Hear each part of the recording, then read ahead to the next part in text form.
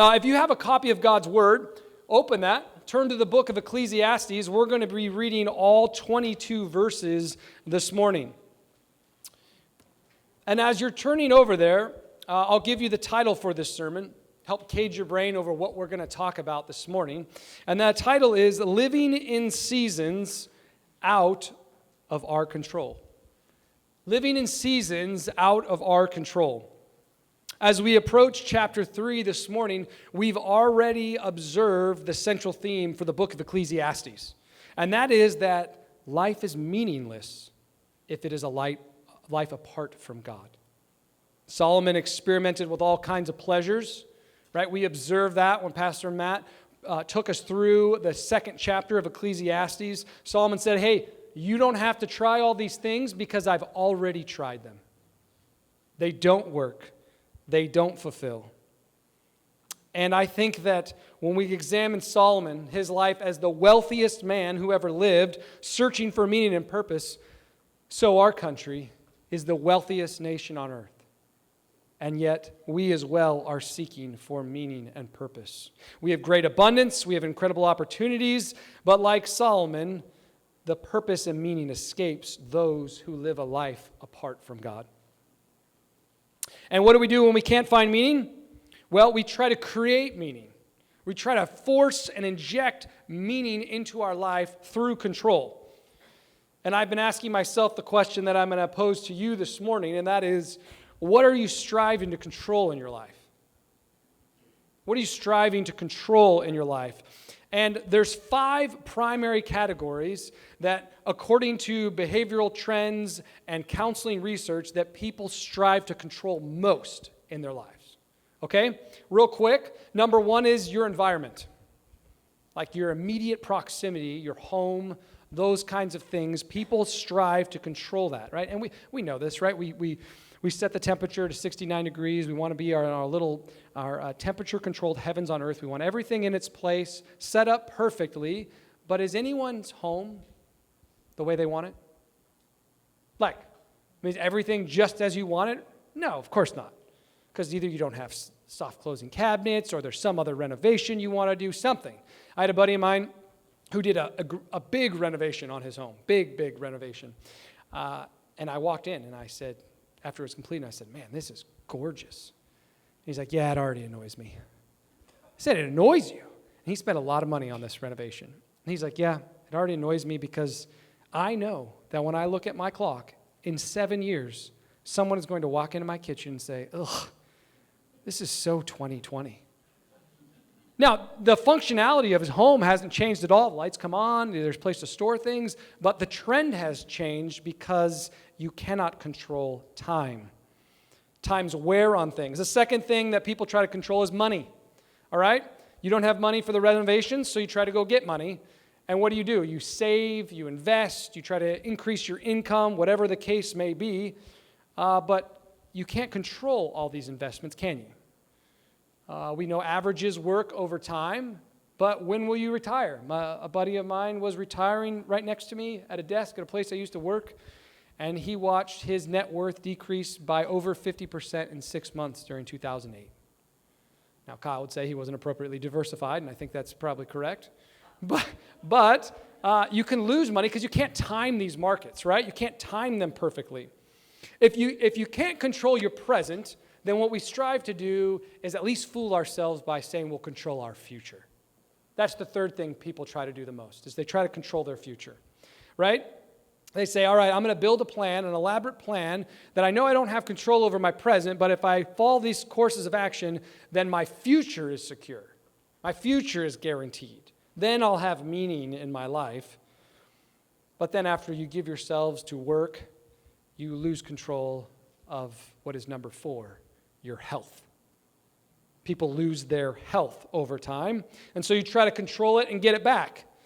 And so you get a workout program. You sign up for a subscription, right? P90X. Has anyone done it? Okay. Yeah? Did anyone finish it? Yeah. Someone in first service said they finished it. All right? 73% of people that start a workout program will not finish it. Okay? Docs is better than the average, I agree. But even if you diet and you exercise and you put all your controls in place to strive after and give yourself the meaning that you desire in your life, something else fades. And that's number 5, your appearance. People try to control their appearance. They wake up 20 years later and they say, oh, that doesn't look the same. I don't remember. You see yourself in a photograph and you're like, do I really look like that? Like, so what do? You try to get control of your appearance. You buy new clothes. Does that work? No, it certainly doesn't. And then you try other things, medical procedures, anti-aging serums. This is scrolling across my social media feed right now. I am months away from 40, and so now apparently they're trying to target me to apply serums to my face. I will fight against it. That's my commitment to you guys. The problem is we can influence all these categories, but we cannot control them. Because we can't control times and seasons of life. And the seasons that are outside of our control lead to our greatest frustration. And that is until you know the God who is in control of every season. King Solomon in the second half of his life realizes that even as the wisest, even as the wealthiest man, he could not control the seasons of life, and he eventually understands that seasons are set by God. And that's our first point this morning. Seasons are set by God. Read the first 8 verses with me.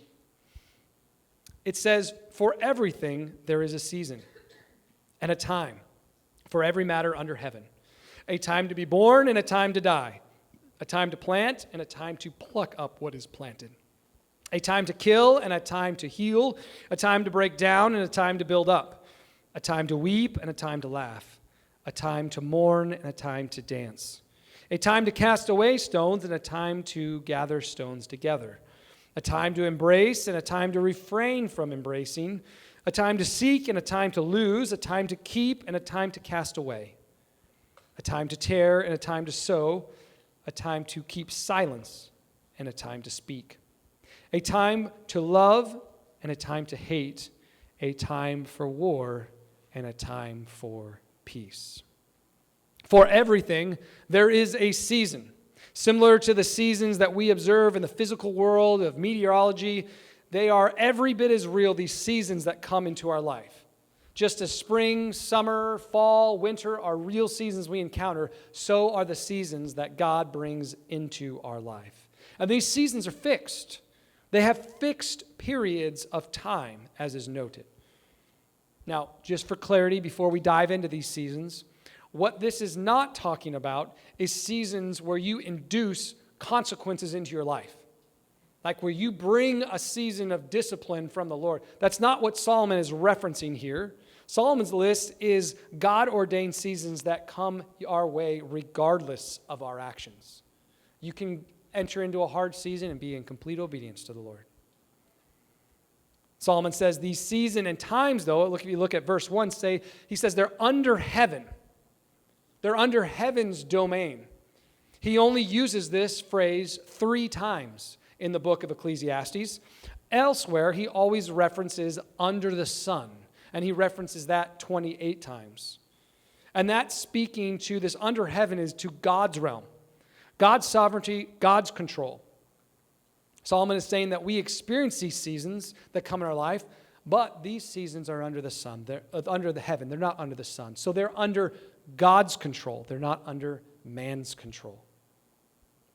And the verses that we'll examine here, 2 through 8, they contain 28 polar opposite seasons, each controlled and appointed by God, and also a time associated with them. The seasons do not last forever. The seasons change over time. And we see that the sovereignty of God has a chronology to it, where if we look at these, we'll examine just a few of them. We will certainly not have time for all of them. And any ones we miss, we want you guys to digest those in your groups this week. But look at verse 2. We'll start the first one. Verse 2 says, a time to be born and a time to die. Okay, Solomon begins by bookending your life. All right? These things are out of your control, rather. You have a time to be born and a time to die. And that's what God says that the time is. not what you say that time is. And I know you're like, well, Nate, you don't know me. You don't know how many supplements I take. I get ashwagandha every night before I go to bed. I do my Pilates. I have an excellent sleep score. Yes, and you will be healthy when you die. Because God has appointed the time in which you will die. You don't control the length, God does. Matthew 6:27, and which of you, by being anxious, can add a single hour to his span of life? Job 14:5, since his days are determined, and the number of his months is with you, and you have appointed his limits that he cannot pass. Martin Luther said it this way, you cannot live any longer than the Lord prescribed, nor you die any sooner. And truly, in my life, I felt there are times where I should have passed away. Like, this is it, Lord. This is the one. And each time it's like, no, not yet, young man. Not yet. I have the appointed time. I get the final say on when your life expires. When you look at this, it should start beginning to give you a little bit of comfort as you start to lose control as we go through these. Look at this next one. A season, a time to plant versus to pluck up what is planted. Sometimes God will usher in a season that's very difficult, where you're breaking up ground, right, for planting. And that's not a season for harvesting. If you've ever tried to harvest in a season of planting, you'll realize how frustrating that is. You're looking for fruit, and none can be found. And we see this in a practical way as just an example, like in a financial sense, right? Where you're in a season of planting and you want to be in harvesting, so you whip out a credit card and you just swipe everything away. And you're like, I'm just going to get to the harvest early. But it catches up on you because you're still in a season of planting. In a spiritual sense, you can see this, right? You want that person to believe. You want that person to grow and mature in their faith. And you're looking for fruit in their life when you should be planting seeds, not looking for fruit. Paul says in 1 Corinthians 3:6-7, I planted, Apollos watered, but God gave the growth. So neither he who plants nor he who waters is anything, but only God who gives the growth. So guess who sets the seasons of spiritual growth? God does. He gifts us faith. He grows our faith. He authors it. He perfects it. We're just called to plant. We're just called to water. We're just called to recognize when there is fruit in someone's life. Verse number 3, let's look at this second one. It says, time to break down and a time to build up. Now, have you ever met someone that only wanted to be built up? Right? Like they perennially live in this season where everything they do is correct. Everything they do is right. Personal experience, the military does an excellent job at addressing this issue. Excellent. They're some of the best.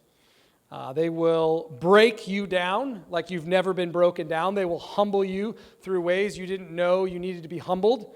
And the goal is for them to arrive at a point where you realize, I am not a special snowflake. I'm not. And then once they've broken, some of the guys are laughing here. So once they've broken you down, then all of a sudden they start to train you. And they start to build you back up little by little, and they equip you until one day you realize, like, I have some skills. I can actually contribute. This is weird. And then all of a sudden you realize, like, there's been a real gifting in my life that God's given me. I can be utilized for something good. And then you realize, you know what? I am special. But you're no longer a snowflake because you've been humbled first. You understand your right place. Your life is now ordered. But you know who can break you down better than the United States military? God. God knows exactly what to send in your life. He knows exactly the right season to come to break you down so that at the proper time he can build you up. And some of you have a theology that you don't think God brings seasons of breakdown. You think that God only builds up, right? If it's a season of breakdown, that must be for some other reason. It's not from the Lord. What about Moses? Tell that to Moses when he went from being the prince of the most powerful nation on earth to spending 40 years as a shepherd. And God said, you're going to sit here. I'm going to break you down so that I can slowly build you up to lead 2.5 million people out of Egypt. Tell it to King David when Samuel goes and anoints him as king, and he's like, wow, this is great. In front of my brothers, I'm king. And then he spends a decade on the run from Saul, trying to kill him. God knows how to break down people so that he can build them up, which he did for King David, making him a mighty, prosperous king in Israel. But sometimes we're only comfortable attributing the seasons that we enjoy with God bringing them into our life. God, meaning God must be the only one who brings healing. He never brings death. And yet we find the scriptures God did not spare his own son. And yet through that it is the greatest blessings that we have. And if we're not careful, we'll think that God only brings the seasons of laughter and not mourning. But the truth is he brings both. He brings both. He is not an either or, he is a both and kind of God, working all seasons according to his purpose, to his will. Verses 4 and 5, I'm going to put a couple of these together for us for the sake of time. It says there's a time to weep, mourn, and refrain from embracing. In contrast, there's a time to laugh, dance, and embrace. Now, these are all different seasons, okay, each one of them unique. But have you ever known someone who's always seemingly in one season? Like they're just always in the season of laughter? Like everything's always amazing? In my fighter squadron, I have an unofficial role as the official self-appointed morale officer. And I go around to raise morale in the squadron. And so I'll go into a guy's office and I'll be like, hey, morale, 1 to 10. And they'll shoot a number back at me. Hard week, it's 4. I'm like, great, I'm getting you to a 6 by the end of this conversation. That's my goal. That's my competition with myself. And truly, it's been a little rough around here because I've had some fierce competition.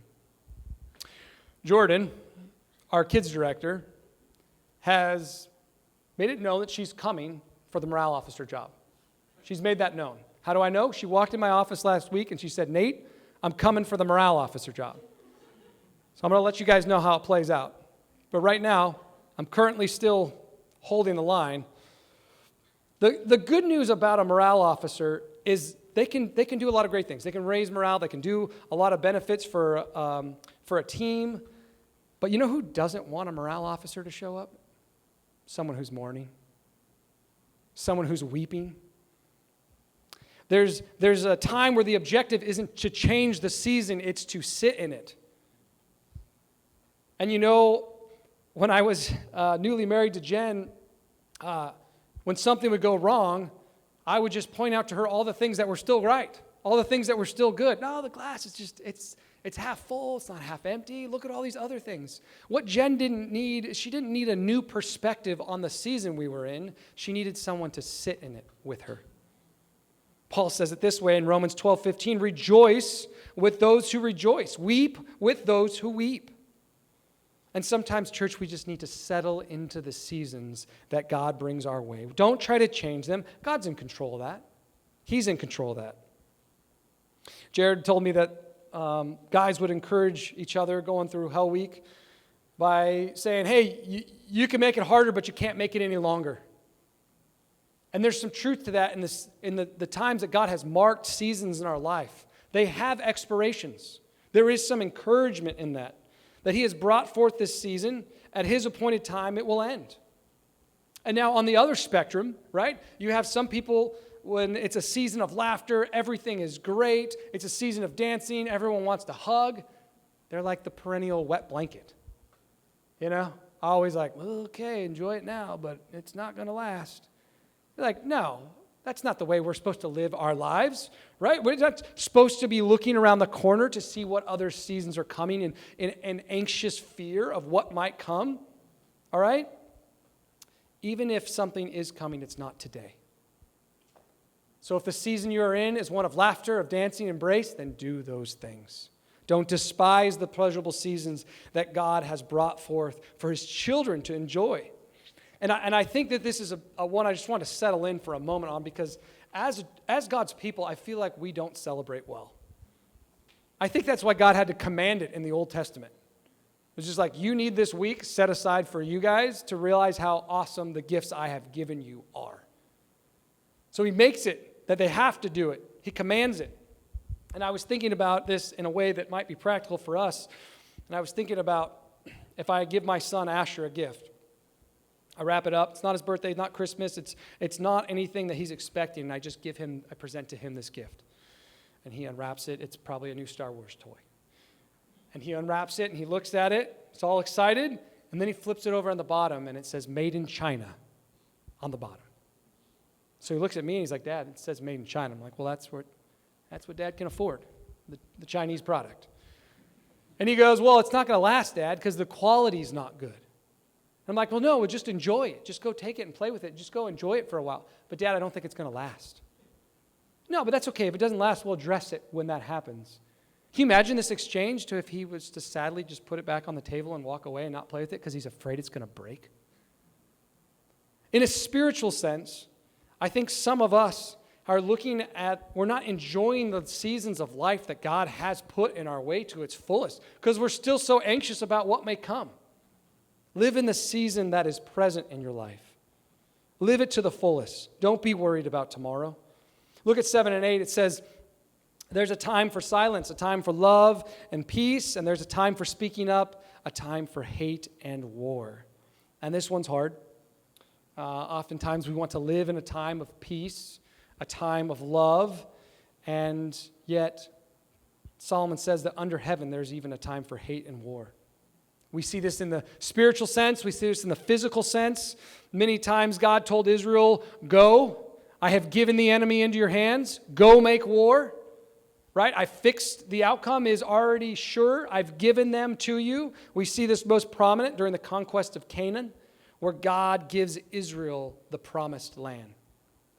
And the Apostle Paul will say in the New Testament that although there are physical wars, that our true war is against spiritual forces of evil in the heavenly places. And let me just say, I don't know what season of life you're in right now, but if you're in a season of peace, don't make war. Right? If you're in a season of peace, be steadfast in love, even keeping silence. And in contrast, if you find yourself in a season of war, don't be afraid of conflict. Don't be afraid to speak up for what is right, to hate what is evil. It's not a time to avoid confrontation during a season of war. Even if that results in war, church, there are things in this life that are worth fighting for. So by examining this list, my goal is I want us to have a right view of God. I don't want us to have an unbalanced view of God and miss him in the seasons that come in our life. Daniel 2:21 says this, he, being God, changes times and seasons. He removes kings and sets up kings. He gives wisdom to the wise and knowledge to those who have understanding. Solomon says, hey, in spite of all my wealth, in spite of all my wisdom that I have, I cannot control the seasons. That's God that does that. And the encouragement to us is that although we cannot control the seasons, we can trust the one who does, and we have something to do in season. God sets them.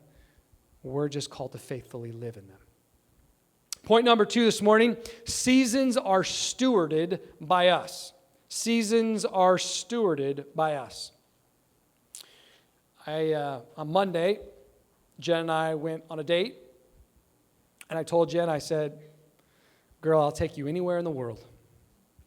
And she said, are you serious? I said, I am. And she said, I want to go to Target and Trader Joe's. And I said, I changed my mind. I don't want to do that. Some people's dreams are different than others, you know. Jen's dream is Target and Trader Joe's. And so I asked her, I said, as we're leaving the house, I said, hey, what do you want to grab at Target and Trader Joe's? And she was just like, no. And she walked away. And so I was like, okay. So we go to Trader Joe's and Target, and I realize it's an explosion of fall. Like you walk in, you can't not get fall on you. You come out smelling like fall. You're trying to find something that doesn't have a pumpkin. And I know a lot of ladies love fall. I know that that's a thing. I know there's lots of jokes online about that. But I remember this. Jen loves it so much. And I remember this time we were in South Carolina. It was our first year there. And Jen was a little homesick. And she was looking at pictures on social media of people at our pumpkin patch back in Washington State having a great time. And so she says, I want to go to a pumpkin patch. I said, girl, I'll take you anywhere. And so we go to this pumpkin patch. Well, it's a little different in South Carolina. Okay, seasons are a little different. So we get on our boots or jeans or button-ups. We go to take our fall picture. It's 89 degrees when we step outside. We open the door. It's 89% humidity. So we pull the humidity apart, we step into it, and it snaps back as a warm blanket around us.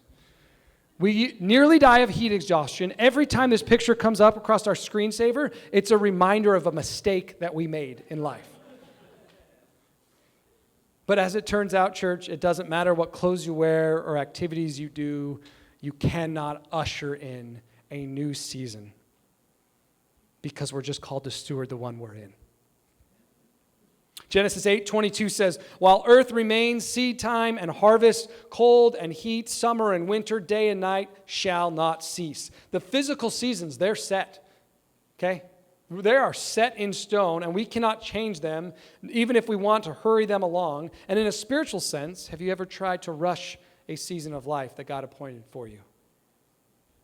Perhaps you walked through a deep tragedy, and despite your best efforts, you could not make it move any faster. Or maybe you had a season of incredible abundance, and like whatever you did, you were successful in, you just couldn't seem to fail. And you try to extend that season as long as possible, but even with much effort, you could not lengthen it. While we don't have the ability to control the seasons, we do have something to do in them. Look at verse 9. What gain has the worker from his toil? So Solomon, being a wise man, asks a question. He says, okay, these seasons are under heaven. They're under God's control, under God's authority. What gain is there to me laboring? What's the point if he's in control? And I can't change the season. Have you ever felt that? You're like, man, no matter how hard I work, it doesn't seem like I can have the impact that I want to have. Look at verse 10. I have seen the business that God has given the children of man to be busy with. And so Solomon is referencing here that although it can seem like toil and work have no gain because it doesn't change the season, this toil, this labor, this effort is actually God-given. It's God-given effort. It's God-glorifying. It's pleasing to Him. And if God-given labor can't change the season, well then look at 11. He said He has made everything beautiful in its time. This does not mean that God in Genesis 1 set up everything and then took His hands off the steering wheel. That's not what He's saying here. He's saying that although this life looks different than it was intended to be, that the Lord is still in control. He continues His restorative plan throughout history. He's intervening where He sees fit to bring about His will at the right time, making everything beautiful. But it's in His time, it's not in our time. And despite the fall, God still brings beauty. We see it, glimpses of it. We can trust Him to bring about this beauty even when we can't see the gain in our toil. Even when we can't see it. Says as he continues, he says, also, He has put eternity into man's heart. Now, men and women are created by God. They're in the image of God, designed for God, to be with God. And yet because of sin and the fall, there's a chasm between a holy God and a sinful world. And the Christian recognizes this. The Christian feels this. And in Romans 8:22 through 23, it describes this as an inward groaning, that we long for things to be as they once were. And the unbeliever feels this too. They just have it identified differently. They still groan. They innately know that there's something more to this life. Look at the next portion. He says, yet so he cannot find out what God has done from the beginning to the end. There are some things God leaves a mystery. Solomon is the wisest man. He's got supernatural wisdom, and yet Solomon is not God. Solomon still has questions. Look at what Isaiah 55, 8 through 9 says. For my thoughts are not your thoughts, Neither are your ways my ways, declares the Lord. For as the heavens are higher than the earth, so are my ways higher than your ways, and my thoughts than your thoughts. The older I get, the more guarded and dogmatic I get about the core essentials of the gospel. The more convinced I am. In contrast, the older I get, the less dogmatic I get about non-essential doctrine.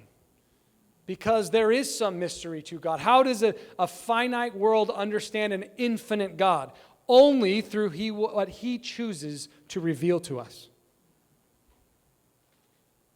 And in the same breath, God has granted us all things that pertain to life and godliness through the knowledge of Him who called us to His own glory and excellence. 2 Peter 1:3. So said differently, we don't know everything, and yet we have everything that we need to live a life that's glorifying to God. Look at 12 and 13 together. He says, I perceive that there is nothing better for them than to be joyful and to do good as long as they live. Also, that everyone should eat and drink and take pleasure in all his toil. This is God's gift to man. So Solomon says, I know that I don't control the seasons of life, and I know that man longs for eternity. However, man cannot change the seasons nor restore things to the way it was before. But we can be faithful stewards in the seasons. Stewarding has this idea of a delegated authority, that we're caring for something over and that we're trying to affect it wisely. And if we were to take a applicational time out here, there's 3 things in this passage that I want us to look at. 3 things that we can apply to our life in any season that comes, any of those that he has listed. And the first one is this. He says, be joyful. There's nothing better for them than to be joyful. How can you be joyful in a season of mourning? Because you know that God will make everything beautiful in its time. That is the hope. Joy isn't dependent on our circumstances. That's happiness, right? Happiness is where we find our emotion in the circumstances around our life. But the Bible isn't going to tell you to be happy during mourning. But it will command you to be joyful. Famous verse, James 1:2-4, count it all joy, my brothers, when you meet trials of various kinds, for you know that the testing of your faith produces steadfastness.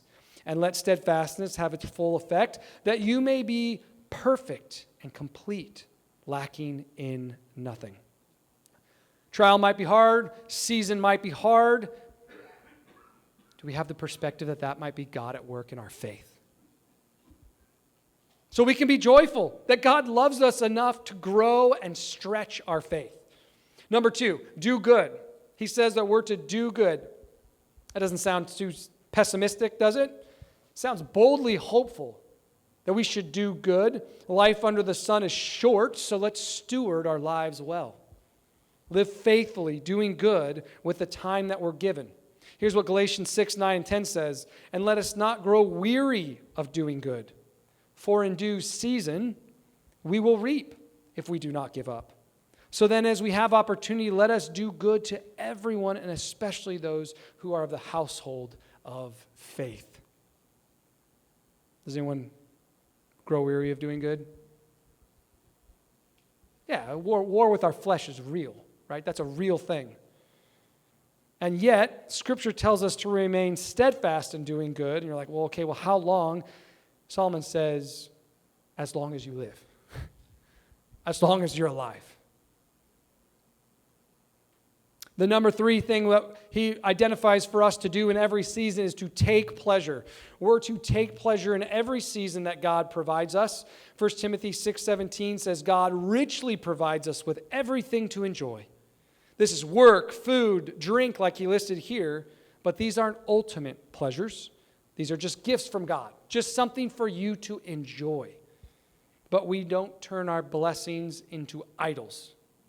We don't worship gifts, we worship the giver. And you say, Nate, it's hard It's hard to be joyful. It's hard to do good. It's hard to take pleasure, especially in a hard season. Yes, I agree. Trust me, I agree with you. I'm not saying that it's easy, but I am saying it glorifies God.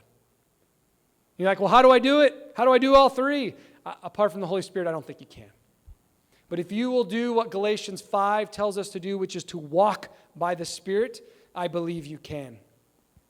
Solomon identifies these things as gifts from God to man in verse 13.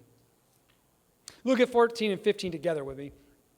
He says, I perceived that whatever God does endures forever. Nothing can be added to it, nor nothing taken from it.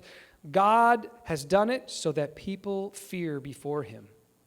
That which is already has been, that which is to be already has been, and God seeks what has been driven away. Church, aren't you glad that whatever God does endures forever? Aren't you glad that there's no power force on this planet, in the universe, that can thwart his will and his plan? Solomon is emphasizing that we don't realize how powerful God is. Nothing can be added to it, nor nothing taken away. And this truth is meant to leave us with a reverent fear of who he is. Awe at how powerful he is. He wields incredible authority.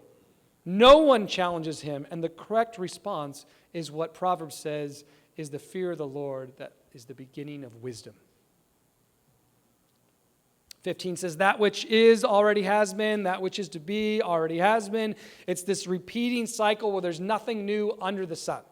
Things are continuing the way they started, and they continue, and apart from God, this could be seen as depressing. Right? Because if you don't have the right perspective on the seasons, that they come from him, you could be deeply grieved by this knowledge. But Solomon is still taking note of this as under heaven, under God's authority, under God's sovereignty. The repeating life cycle confirms that he is in control over all of it. And this last part of verse 15, it says, God seeks what has been driven away. And some of your versions may read a little differently. This seems to be a poetical way for Solomon to address things that are in the past. Some of your versions will say, call the past into account. This interpretation, though, fits well with the example that we have in that the seasons are controlled by God, yet there's something for us to do in the seasons. And oh, by the way, our actions will be judged by God. That he will seek out even what has been intentionally driven away, intentionally hidden, or attempted to be forgotten. What God does endures forever. What man does will be judged by him. He controls the seasons. We're simply to steward faithfully in them. Third and final point. Seasons are surpassed by eternity. The seasons are surpassed by eternity. Do you guys know what physical season that we're in right now? You guys, like, the kids are back in school. Football's on. You got PSLs at Starbucks. Pumpkin spice latte, Hunter. Yeah. What do you think? Okay, I heard one summer, and I heard all the rest all fall. There's one correct person in this room. It's actually still summer. Today is the last day of summer. Enjoy your last day of summer. Tomorrow at 11:19 a.m., it will be fall. Pacific time. Okay, we've calculated down to the minute when the seasons change. And can I just tell you, church, that God the Father knows down to the second when he will change all seasons, bringing them to an end, and send his son Jesus back? Down to the second he knows this. That we are living now for eternity future. In these final verses, that's what Solomon is wrestling with. He's wrestling with, well, what does this matter? What comes after this life? And look at verse 16. It says, moreover, I saw under the sun that in the place of injustice, or in the place of justice, even there was wickedness. And in the place of righteousness, even there was wickedness. So Solomon marks this transition where now he's observing things as under the sun. Okay? This is his human perspective. Solomon observes the wickedness, and he says, even when there should have been justice in this situation, there wasn't. Do we still experience that today? Yeah. Yeah, we want justice in our world, and sometimes, quite frankly, it does not happen. But instead of growing pessimistic, Solomon reveals the source of hope in verse 17, where he says, I said in my heart, God will judge the righteous and the wicked. For there is a time for every matter and for every work. So, no matter how much we strive for good, we live in a fallen world. We've been unable to eradicate sin from this world. But the hope that Solomon has in his heart is that ultimately God will sort it all out. That God will take care of this. This should be an incredible comfort to the believer.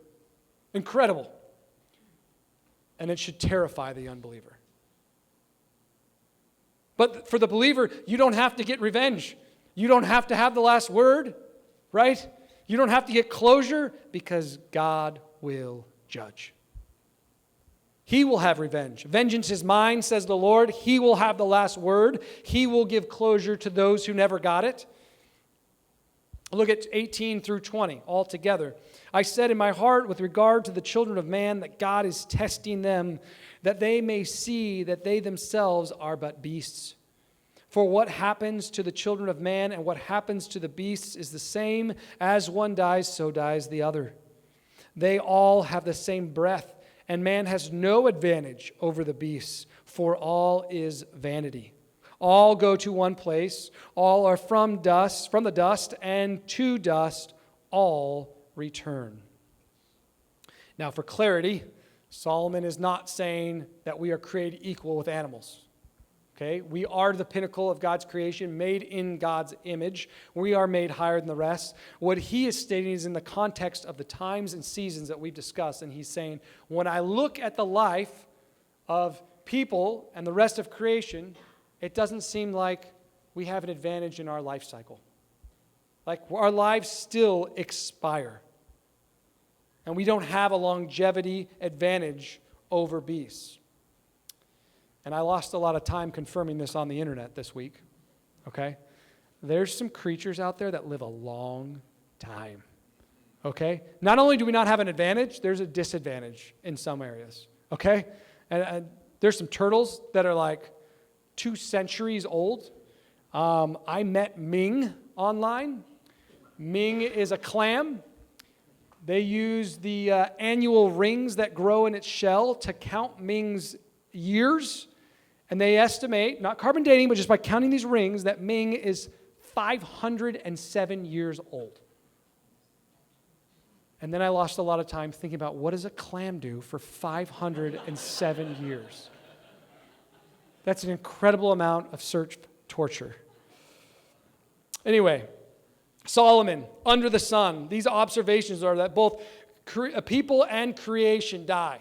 Look at the last 2 verses. We see him wrestle. Who knows whether the spirit of man goes upward and the spirit of the beast goes down into the earth? So I saw that there is nothing better than that a man should rejoice in his work, for that is his lot. Who can bring him to see what will be after him? Church, if we have no advantage in lifespan, Solomon says the only possibility that we would then have as an advantage over the rest of creation is if there's a life after death. That will be the deciding factor. Because if there's no heaven, if there's no hell, if there's no God, and it's just life under the sun, then let's just enjoy our life while we're alive, and then we'll die. Which is tragically the way many of our world are living. And it's clear Solomon doesn't have all the answers, but he's asking the right questions. He wants to know, is life dust to dust, or is life dust to glory? That's what he wants to know. And the truth that Solomon will ultimately conclude at the end of Ecclesiastes is that there is a God, there is a heaven, there is a hell. All these times and seasons are appointed by God, and that ultimately fulfilling God's commandments of fearing him keeping all that he has told us to do, is the only life that has any true meaning. And if I put it all together for us into one big idea, it is this. God appoints the seasons. We are called to live faithfully in them before they pass away. I don't know what season of life that you're in this morning, but I know that the season you're in is appointed by God. And our God is one who can relate to us in those seasons because he is one who came and lived among us. Hebrews 2:17, speaking of Jesus, says this, therefore, he, being Jesus, had to be made like his brothers in every respect, so that he might become a merciful and faithful high priest in the service of God to make propitiation for the sins of the people. Do you know Jesus was like you in every respect?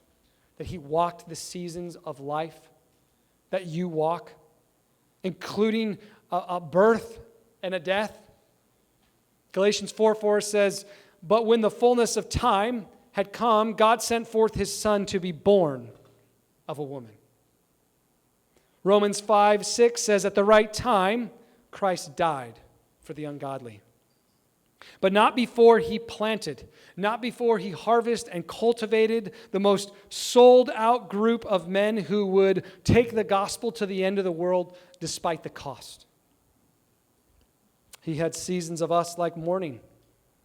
In John 11, where he comes to where Lazarus has died. He knows he's going to raise him from the dead, but he doesn't tell the family to stop. He doesn't say, I'll fix this. Instead, he settles into the season with them and weeps with his friends. He had seasons of speaking up against the religious elite, pronouncing judgment on them. He had seasons of silence where he went to his trial like a lamb to the slaughter. He opened not his mouth. Jesus came in a season of peace to make peace between God and mankind. And when he will return, he will usher in the most impactful war of all nations that the earth has ever experienced. When will that take place? Acts 1:7 tells us, it is not for us to know the times or the seasons that the Father has fixed by his own authority. We're just called to faithfully walk in the footsteps of our Savior. Season after season, because he walked faithfully, we are to walk faithfully.